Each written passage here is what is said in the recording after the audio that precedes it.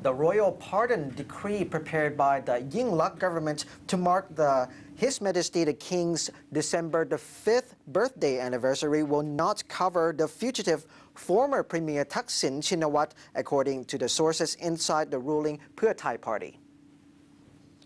Due to the emerging strong public opposition against the granting of an amnesty to Thaksin, Deputy Premier Police General Pracha Promnok has confirmed that Thaksin is not on the list of the year decree for royal pardon. Political sources said Thaksin himself had signaled to the government, headed by his younger sister Yingluck, that the royal pardon issue should be put to rest for now, for fear of further destabilizing the Yingluck government. Earlier, the People's Alliance for Democracy called for a big rally today in Bangkok to voice opposition to the amnesty decree planned to include Thaksin as one of the beneficiaries. On November 15, the cabinet chaired by Chalerm Yubamrung, another deputy prime minister, reportedly approved the amnesty decree in a secretive manner, with Prime Minister Yingluck absent from the meeting. Sources said at the time that Thaksin would be one of the convicts who would be pardoned on the occasion of His Majesty the King's birthday anniversary, as some rules and regulations were amended to benefit the ex-premier.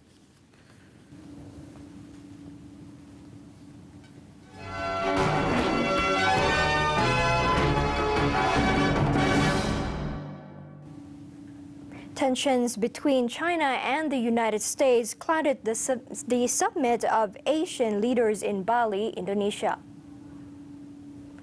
The tone of the summit, which ended over the weekend, was shifted towards defense arrangements and regional security, which overshadowed economic and trade cooperation.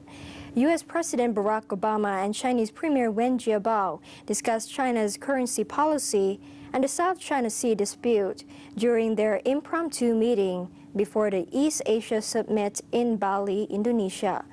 The U.S. has warned China to respect trade rules, intellectual property, and not to artificially undervalue its currency.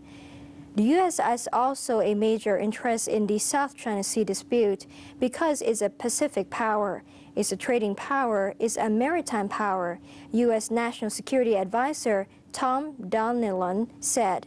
China views renewed U.S. military presence in the Asian Pacific as a threat to its regional influence.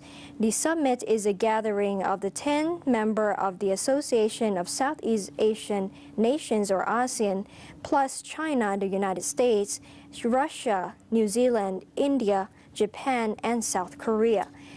Thai Prime Minister Yingluck Shinawatra said Thailand and U.S. have been in talks to use U Thapao for disaster relief and humanitarian assistance. Yingluck met with Obama, who praised her inspirational victory at the July 3rd general election. Yingluck also discussed with Obama on efforts to curb trafficking of weapons of mass destruction and the possibility of Thailand joining the U.S.-initiated Trans-Pacific Partnership Trade Pact.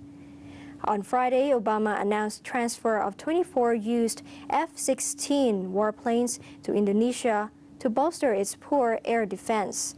In Australia on Thursday, Obama said the U.S. was switching its focus to Asia and the Pacific as he announced an increase in U.S. military presence in the region. On Friday in Bali, Wen said outside powers should not meddle in the dispute under any pretext, in a veiled warning to the U.S. The disputes over the South China Sea between the relevant countries in the region have existed for many years, he said. They should be settled through friendly consultation and negotiation between the sovereign states directly concerned.